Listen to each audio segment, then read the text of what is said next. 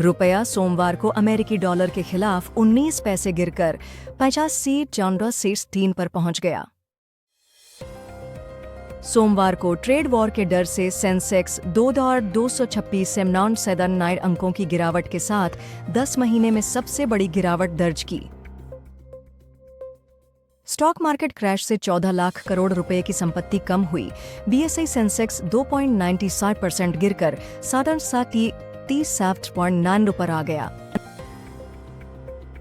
जयशंकर और Marco Rubio ने द्विपक्षीय व्यापार समझौते पर चर्चा की और इसे जल्दी पूरा करने की आवश्यकता पर जोर दिया। यूरोपीय आयोग ने अमेरिका को सभी औद्योगिक वस्तुओं पर 0% शुल्क हटाने का प्रस्ताव दिया है। ग्लोबल मार्केट्स में गिरावट आई जब ट्रंप ने चीन पर 50% टैक्स लगाने की धमकी दी। लेखक संगीत शिवन की आखिरी फिल्म कपकपी 23 मई को रिलीज होगी। आरबीआई इस हफ्ते घरेलू महंगाई में कमी के चलते 25 BP दर कट करने का अनुमान है।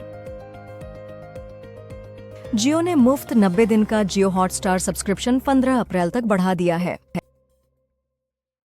एफएम निर्मला सीतारमण 8 से 13 अप्रैल तक यूके और ऑस्ट्रिया की आधिकारिक यात्रा पर जाएंगी। बेंगलुरु के सरकार स्कूल में शिक्षकों ने बच्चों से शौचालय साफ करवाने की शिकायत की है, जबकि शिक्षा विभाग ने चेतावनी दी थी। इंडिगो फ्लाइट ने छत्रपति संभाजीनगर में आपात लैंडिंग की जब एक 29 वर्षीय महिला विमान में मर गई। दीपिका पादुकोण शाहरुख खान की फिल्म किंग में सुहाना खान की मां का रोल निभाएंगी। सीआईडी में शिवाजी साटम का किरदार एसीपी प्रद्युम्न बदलकर पार्थ समाधान लाया गया है। ताहिरा कश्यप का ब्रेस्ट कैंसर 7 साल बाद वापस आ गया है। सरकार ने पेट्रोल और डीजल पर एक्साइज ड्यूटी 2 रुपये बढ़ाकर क्रमशः 13 और 10 रुपये प्रति लीटर कर दी है। एलपीजी का दाम RS50 बढ़कर RS 833 हो गया है, ये ऑयल मिनिस्टर हरदीप सिंह पुरी ने बताया। मां बनने वाली कियारा आडवाणी इस साल मेट गाला में भारत का प्रतिनिधित्व करेंगी। हैदराबाद में एक आदमी को अपने लाइव इन पार्टनर को मारने के लिए जीवन की सजा मिली। राष्ट्रपति द्रौपदी मुर्मू को लिस्बन में मानद नागरिक बनाए जाने के लिए सिटी की प्रदान की गई। विश्व स्वास्थ्य दिवस पर पीएम मोदी ने स्वास्थ्य और कल्याण के महत्व पर जोर दिया और सरकार की स्वास्थ्य सेवाओं में निवेश की बात की। मध्य प्रदेश के दमोह में एक मिशनरी अस्पताल के फेक कार्डियोलॉजिस्ट के खिलाफ एफआईआर दर्ज हुई है, जिसमें 7 मौतें हुई हैं। तिरुचि और पुडुकोट्टई के सरकारी अस्पतालों ने विश्व स्वास्थ्य दिवस पर जागरूकता कार्यक्रम आयोजित किए। 2025 में अमेरिका को भारतीय निर्यात 6.8% गिरेगा, जो USD 5.76 बिलियन होगा, GTRI रिपोर्ट। अडानी का कोलंबो वेस्ट टर्मिनल संचालन शुरू, भारत श्रीलंका नौवहन साझेदारी में महत्वपूर्ण उपलब्धि। प्रधानमंत्री 9 अप्रैल को न्यू दिल्ली में नवकार महामंत्र दिवस में भाग लेंगे, जिसमें 108 देशों के लोग शांति और आध्यात्मिक जागरूकता के लिए भाग लेंगे। भारत के इलेक्ट्रॉनिक्स और आईटी निर्माताओं को अमेरिका के आयात शुल्क बढ़ने की ज्यादा चिंता नहीं है, लेकिन असर आगे कैसे होगा, यह देखना होगा।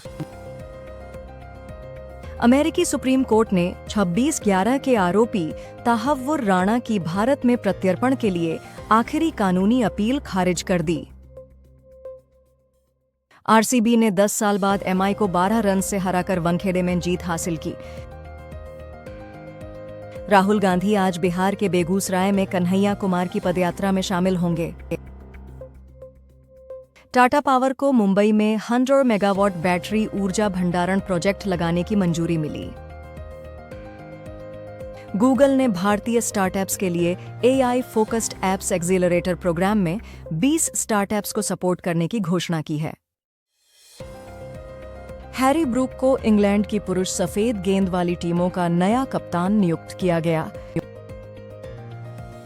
दुबई के क्राउन प्रिंस शेख हमदान बिन मोहम्मद अल मक्तूम पीएम मोदी के निमंत्रण पर कल भारत आएंगे।